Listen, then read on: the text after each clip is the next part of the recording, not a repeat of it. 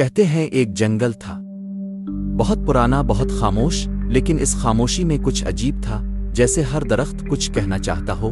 گاؤں کے لوگ اسے سرگوشیوں والا جنگل کہتے تھے۔ وہ کہتے، شام کے بعد وہاں مت جانا کیونکہ جنگل بولتا ہے۔ مگر زارا ایک نڈر بچی تھی۔ ایک شام وہ لالٹین لے کر جنگل میں داخل ہو گئی۔ جیسے ہی وہ اندر گئی ہوا کی سرگوشیاں شروع ہو گئیں۔ یہ سوان سکتی ہے، یہ وہی ہے جس کا انتظار تھا۔ زارا رک گئی۔ اچانک ایک جگنو اس کے سامنے آیا اور بول پڑا، ہم سب قید ہیں، درخت، پتے، پرندے، سب۔ ایک پرانا جادوگر ہمیں قید کر گیا تھا۔ ہر 100 سال میں کوئی آتا ہے جو ہمیں آزاد کر سکتا ہے، وہ تم ہو۔ زارا نے ہمت کی۔